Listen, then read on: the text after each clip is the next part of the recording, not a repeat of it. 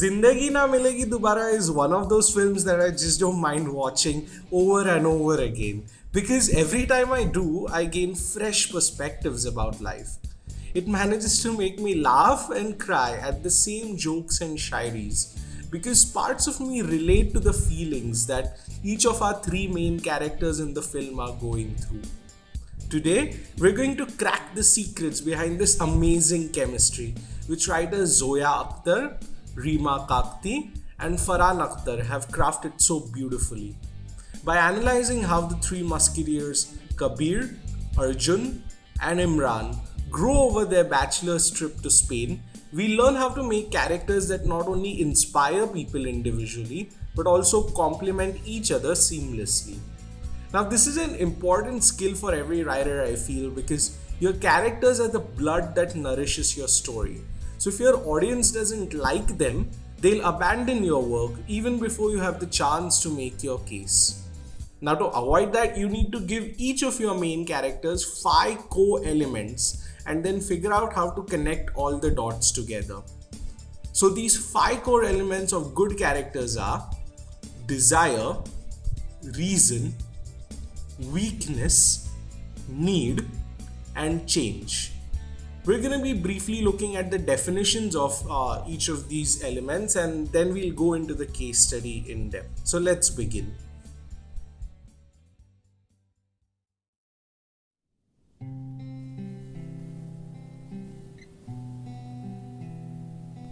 Firstly, let's define desire. Desire is the core why that drives your character. They must desperately want something in life, whether that's money, love, fame, or peace. Without an inner need to trigger their decisions or fuel their actions, your characters will feel flat. So you need to give them a clear motive to fight for. This is a topic we touched briefly in my previous episode about dialogue in Mindhunter. So you can give that a watch to understand how this element of desire is the god that influences all other aspects of your story. Secondly, an element that's closely linked to desire is the reason. This is the why behind the why. If your character wants to achieve something, what is the reason? Does he want to get money because he grew up poor? Does he want love because he never had a girlfriend? Or does he want peace because he had a cruel childhood? You need to give your characters a backstory because without it, I won't be able to empathize and connect with your character. I may not agree with their goal, but I have to understand the reason they're pursuing it. Otherwise, they will just come off as an entitled and ambitious bully who wants to have the cake and eat it too. Thirdly, the weakness is the gap or inner flaw that is keeping their characters from realizing their desires. There must be something wrong that's keeping these people from achieving the goals. They have to be making mistakes and failing in their attempts. If there's no weakness, there can be no challenge in failure. And without failure, your characters won't learn anything. Which brings us to the fourth element, need. What is the lesson that your characters need to learn in this story? What is the realization that they must arrive to overcome their weakness and fulfill their destiny? As a rule, your need must be different from your want. because this difference will make the characters confront their innermost flaws and understand that they've been looking at life the wrong way. And this will trigger them to change, which is the fifth and last element. You need to show a clear and organic arc of growth over the journey. How has this trip fundamentally affected and altered your character's mind and personality? What is the key difference in their thoughts and actions, their behaviors and decision making? Because without this, there can be no cathartic satisfaction for the audience. They will just leave the theater being entertained at best, but not inspired enough to act on your story in real life. So you have to focus on character development. Now, to clearly understand how this works, let's break down these elements for each of our three amigos, and then we'll try to connect the dots to see how their chemistry is interlinked. Yeah, well, time equals money, Simon. You want money? Stop wasting my time. Hey, Sean, sell 50,000 June contracts. 50,000, and don't screw up my stop losses this time. We'll start with Arjun. It's clearly established in the first scene that Arjun is a career-focused money man in the shares business who wants to print notes until he's 40 and then retire filthy rich. The writers constantly reinforce in subsequent scenes that he only cares about the valuation of his bank account, so his desire is cash. But despite this obsessive greed, we love him as much as we loved Gordon Gekko in Wall Street. Because we know that he had a tough time growing up. He had problems with his parents and didn't get all the comforts which many of us did as kids. So we don't judge him and instead feel for his situation, and we empathize with the lad because his reason is his childhood. However, even though Arjun equates being rich to being happy and complete in life, he knows that he's missing something. We're constantly shown flashbacks of his troubled relationships and him pondering over the pool, wondering why he's not able to get that real satisfaction he thought he'd get from money. His weakness is his insecurity. He's not able to just let go and enjoy life. He's not able to love others unconditionally. So what he needs is to learn to be in the moment. What he needs is to stop thinking about when he's 40, because who knows if he'll be dead or alive, as Laila points out. And once Arjun realizes this, he starts living without regrets. He becomes a fuller man who has learned to be less serious and obsessed about his work, and more lively, more bubbly, more exciting towards the end of the film. All ready to let go. So his change is from being the serious guy to the fun guy of the group.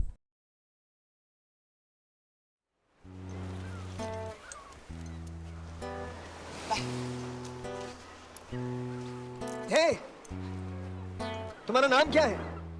Laila. Imran. लेकिन दोस्त मुझे मजनू बुलाते।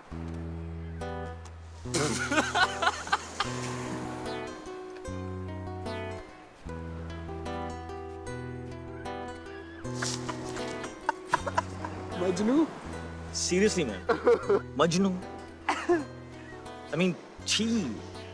अर्जुन, इंसान का कर्तव्य होता है कोशिश करना। कामयाबी नाकामयाबी सब उसके हाथ में। Now secondly, let's look at Kabir's frenemy, Imran. Imran's desire, from this trip at least, is to confront his estranged biological Abu, painter Salman Habib, and figure out why he abandoned his Ammi. He wants his father to repent his mistake and seek forgiveness for his actions. And we learn through his shairis that the reason behind doing all this is because he's a deeply emotional man, although he tries to pretend that he's very funny and chill. In his heart, however, he's easily hurt and thinks very seriously and deeply about life. The extroverted exterior he puts on is merely a facade, sealing his desires to be cared for, understood, and loved. But the weakness that's keeping him from feeling satisfied, even after Salman offers an apology, is that Imran doesn't understand true forgiveness. He thinks that it's all about saying sorry 50 times and wearing it on his t-shirt. He doesn't know how to be genuinely ashamed and regretful for his mistakes. Then how can he expect someone else's apology to feel genuine for him? So his weakness is authenticity. and the lesson he needs to learn is to say sorry from the bottom of his heart. After the encounter with Salman, he realizes this, which leads to him patching up with Arjun, who he disrespected and mocked earlier in the film. His change is from a carefree joker into a man who owns up to his actions and confesses that he was at fault for what happened in their relationships too. Eventually, the two become best friends again.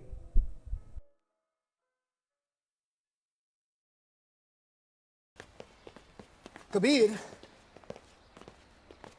Look, I'm sorry मुझे गुस्सा आ गया, okay? क्योंकि मैंने कहा कि तुझको शादी से प्रॉब्लम है. I guess I'm just freaking out, मुझे समझ में नहीं आ रहा क्या हो रहा है. Talking about resolving complications, let's turn to our last friend, Kabir. Kabir is a rich dad's son marrying into an equally rich family with his girlfriend Natasha, whose company he was enjoying before but has now grown to detest. So his desire is to fix his faltering relationship. We already know the backstory about this issue when Kabir confesses to his friends that he never meant to propose Natasha in the first place, and this is all a big misunderstanding. His weakness is not being able to confront this reality because he is living in fear of what others will think if he follows his heart and takes a step back. He's worried about the consequences of his action. Ironically, it can be noted that it's him who encourages Arjun to give things a try earlier during the scuba dive segment. But in reality, he himself is afraid of taking on challenges. So what he needs to learn is to start standing up for himself and take some tough decision for his future without constantly obsessing over what others will think and how they will react to it. He needs to learn to have an honest conversation with Natasha about the tenuous thread of trust she shares with him. And once Kabir realizes this, he changes into a much more open spirit and shares his opinion with his fiancée, which breaks their engagement for the better, I feel. So with that, we've seen how all our leads have been crafted with such attention and detail. Each of them have been given 5 core elements, which are desire, reason, weakness, need, and change. But the real magic is how these elements are interconnected. For the sake of simplicity, I want to zoom in on how they help each other overcome their weaknesses throughout the journey. Firstly, Arjun teaches Imran the meaning of true forgiveness. Without having been disrespectful to him earlier, Imran would have never been able to make out the difference between a real sorry and the obligatory apology Salman offers him in the climax. Secondly, Imran helps Arjun back by teaching him to take life a little less seriously, with some big help from Layla, of course. Without his bubbly and childlike presence to annoy Arjun, our investor would have stayed the boring and passive-aggressive investor he was earlier in the film. Thirdly, Arjun himself sets an example of fearlessness for Kabir. By agreeing to scuba dive even when he doesn't know swimming, Arjun inspires Kabir to both literally and metaphorically let go of his handle on life and just jump out of the plane. This is a metaphor for his decision to fall out of his engagement with Natasha. So as you can see, the three are inextricably connected to each other as they are unique in their own individual right as well. By becoming each other's companions in highs and lows, they complete their stories, giving us the epic adventure that has now become a part of my childhood. I really think this is the pinnacle of character crafting. It doesn't get better than this. And perhaps that's the reason why I'll probably watch the movie over and over again, to laugh and cry with these musketeers and to remind myself that all the beautiful things in life, like friendship and love, truly do exist. I want to end this essay with one of Imran's shairis that I've etched in my heart forever.